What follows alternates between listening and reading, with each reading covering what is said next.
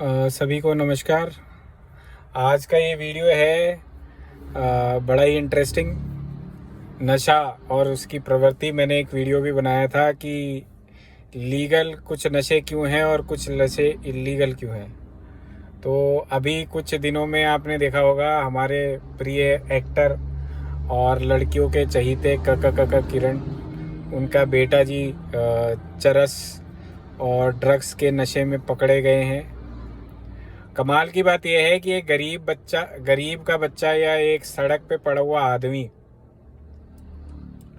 उसका अगर कोई बच्चा या वो पकड़ा जाए ना चरस के उसमें, तो उसको लोग चरसी कह देते हैं।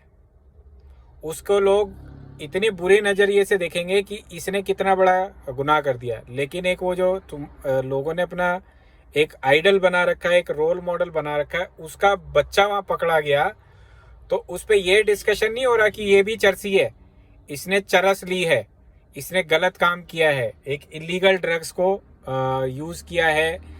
हाँ, वहाँ पे पार्टी का लेवल इस लेवल का था कि जो नारकोटिक्स की गलत चीज़ें हैं वो इस्तेमाल हो रही थी। वो टॉपिक नहीं है। वो उसका बापू देखो उसके लिए कितना परेशान है, उसने करोड़ों रुपए के लॉयर्स कर रखे हैं, वो देखो कितने प्यार से आके मिला।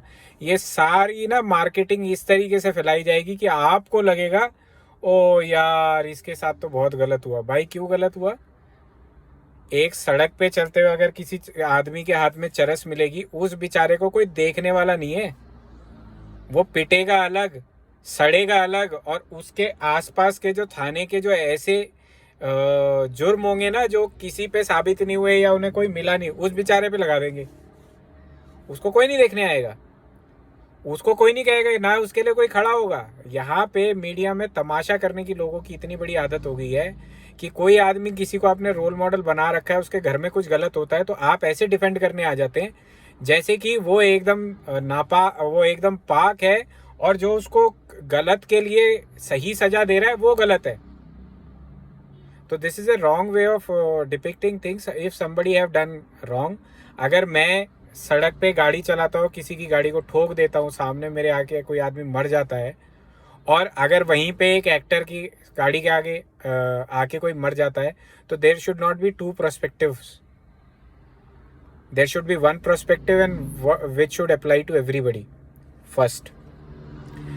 ये एक टॉपिक हो गया। तो गलत को गलत कहने की हिम्मत रखिए। दूसरी चीज है, अब आ जाते हैं हमारी गवर्नमेंट ने है ना बहुत चरस पकड़ा है। हाँ, बहुत, मतलब 23,000 करोड़। Your understanding? 23,000 करोड़ ये कितना होता है? जो टाइटन कंपनी और आपकी आप ये देखिए कि जो हमारे रिलायंस के जो अंबानी जी हैं, जिनको इंडिया का और विश्व का टॉप 10 लोगों में गिना जाता है, उस भाई की जो संपत्ति है वो करीब जो टर्नओवर है या जो उसकी कंपनियां हैं वो 3.5 लाख करोड़ की हैं। 3.5 लाख करोड़। और जो चरस पकड़ा गया है वो 23,000 करोड़ का है। मतलब ये मान के चलो करीब करीब उसका 10 से 20%, समवेयर अराउंड 25 30 80, हाँ, करीब 10 से 15% ऑफ हिज प्रॉपर्टी ओनरशिप, उसके बिजनेस की ओनरशिप, जितना चरस पकड़ा गया है गुजरात में पोर्ट से। ठीक है। अब मुझे सबसे इस प्रकरण में सबसे अजीब चीज क्या लगती है कि हम हिंदुस्तानी इतने बड़े बेवकूफ हैं, या गवर्नमेंट इतना सेंसलेस तरीके से काम करती है, कहीं पे भी चरस और ये सब चीजें पकड़ रही है। भाई इन चीजों का ना मेडिकल यूज भी होता है। चरस, अफीम, ये कई तरह की दवाइयों में भी इस्तेमाल होती है। कुछ कंट्रीज में ये लीगल भी है। तो मेरी गवर्नमेंट बेवकूफी में उस चीज को जला क्यों रही है? उसको डिस्ट्रॉय क्यों कर रही है? दारू पकड़ी, चरस पकड़ा, अफीम पकड़ी, स्मैक पकड़े, और 10 तरह के नार्कोटिक से रिलेटेड चीजें पकड़ी, गलत पकड़ी, लेकिन उसका जिस इंडस्ट्री में सही यूज है उसको देने की जगह उसको जला देते हैं। क्या शाबाशी वाला काम किया है। बेवकूफों में बेवकूफ। एक ने इंपोर्ट की गलत चीज, दूसरे ने अपने अहम में, अपने सिस्टम में उसको जला दिया। अबे बेवकूफ़ हो, वो 23,000 करोड़ की जो चीज है, अगर उसे 20,000 करोड़ में भी बेचते, और जितने भी हमारे यहाँ पे संस्था हैं जो नारकोटिक्स से रिलेटेड काम कर रहे हैं, उनके जीवन सुधार के लिए काम कर रहे हैं, जो संस्थाएं काम कर रही हैं कि उन लोगों का जीवन सुधरे, उन लोगों को रिहैबिलिटेट कर रही हैं जो ड्रग्स की, नशे की, ड्रग्स की प्रवृत्ति में पड़ गए हैं। इसमें आपका शाहरुख खान का बेटा भी आ जाएगा, उसके लिए भी कुछ लिख लेगा। तो उसके उन जितने भी ये नारकोटिक्स के चक्कर में आधी फिल्म इंडस्ट्री के जितने बच्चे पड़े हैं, उन सबको रिहैबिलिटेशन करने के लिए वो पैसा था, जिसको आपने जला दिया या उसको डिस्ट्रॉय कर दोगे। Why don't we use that money to do something good. अभी मैं एक IAS अधिकारी का वीडियो देख रहा था, वो कह रहे जी जो चरस पकड़ी गई थी ये इलीगल थी, ये देखो हम इसको जला रहे हैं। भाई क्या अच्छा काम किया, वो जल गई सारी, फिर धुआं हो गई, क्या हुआ उसका? उसको अगर आप यूज करते उन लोगों को जहां पे वो लीगल है, जहां पे मेडिकल में वो यूज होती है, उन इंडस्ट्रीज को सेल करते ना, it would have been used in a proper manner instead of जलाने में आपने उसको और दोबारा एक और काम कर लिया, हवा में अफीम मिला दी। बहुत बढ़िया काम है, how can it be good? उसको रिसाइकल करते हैं यार, उसको उन कंट्रीज को बचो ना जो जिनके यहाँ पे लीगल है।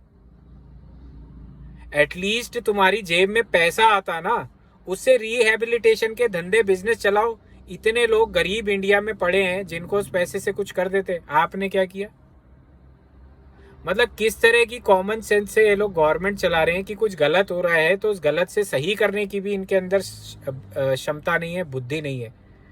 तो मेरी ये रिक्वेस्ट है, प्लीज इसको शेयर करिए, क्या पता अगर अभी तक वो नहीं जली है तो किसी के काम आ जाए। गलत चीज तो वो है, लेकिन उस गलत से भी अगर हम सिस्टम में कुछ अच्छा कर सकते हैं तो हमें क्या प्रॉब्लम है? अफगानिस्तान की इकोनॉमी चल रही है, हमारा देश ट्रांजिट रूट है, पाकिस्तान से आती है, अफगानिस्तान से आती है, हमारे देश में आ गई, हमारे देश में हमेशा से आ रही है, आज से नहीं आ रही।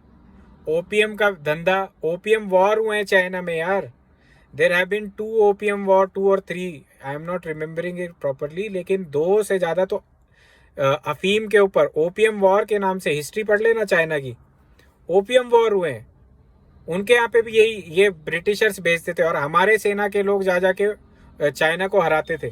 ओपीएम वॉर हुए हैं। फिर बाद में चाइना ने कहा जब साला बंद ही नहीं होना तो इससे अच्छा हम भी इसी में मिल जाते हैं, तो ओपीएम के वहाँ पे दाम गिरे, वो प्रॉफिटेबल बिजनेस नहीं रहा, तो ये जो ब्रिटिशर्स हैं इन्होंने वो धंधा छोड़ा है। दैट मीन्स कहीं ना कहीं तो उस चीज़ की कंजम्पशन हो रही है, इलीगली हो रही है, तो जहाँ लीगल हो रही है उस कंट्री को बेचो ना आप।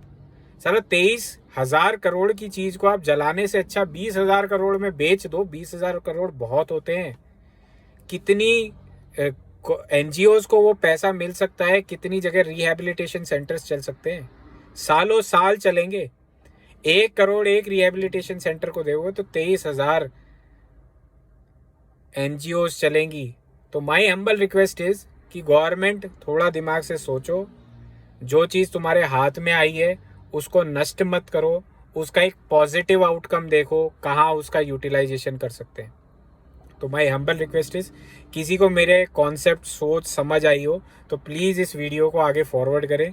क्या पता एक आधे समझदार गवर्नमेंट ऑफिशियल तक ये चीज़ पहुँचे और इससे पहले और अफीम, चरस, ये सब गांजा, दारू की बोतलें सब जलता रहे, वो हमारी इकोनॉमी में, इकोनॉमिक वैल्यू में ऐड करे, ना कि वो सिर्फ आए और हम जी रोक लिया, ये देखो 4 लड़के बैठा लिए पीछे और चरस रखी है, फोटो खिंचवा ली, उसके बाद वो एक गोडाउन में पड़ी है, वहाँ से आधी गायब हो गई, आधी जल गई, आधी डिस्ट्रॉय हो गई, आधी की अकाउंटेबिलिटी नहीं है। Why to get in to that all those things. भाई मैंने आज पकड़ी, उसके पास एक संस्था, हमारी एक गवर्नमेंट एजेंसी बनाओ नारकोटिक्स के अंदर, जो उस चीज़ को बेचेगी और वो बेचेगी उस तरीके से बेचेगी वेयर इट इज़ लीगलाइज्ड। मेरे यहाँ पे इलीगल होने के कारण है, मैं नहीं चाहता कि मेरे यहाँ पे जो कॉमन लोग हैं वो उस चरस की वजह से अपना घर बार बेच दे, वो अपने घर को ख़त्म कर ले उस नशे से जिसको वो संभाल नहीं सकता। तो ठीक है ना यार, तुम वैसे भी तो दारू को, सिगरेट को, गुटखे को तुमने लीगल कर रखा है, एटलीस्ट इसको उस जगह तो यूटिलाइज करो, मेडिकल में या किसी और संस्था में, जहाँ पे इसका प्रॉपर सही इस्तेमाल हो सकता है। जलाना किस तरह की सेंस है यार, डिस्ट्रॉइंग किस तरह की सेंस है, दिमाग ही डिस्ट्रॉय हो गया है क्या? तो please think about it, please circulate it, may be some government official will take an action and make the agencies accountable, जो इसके ऊपर फिर सोच के सही काम करें। Thank you.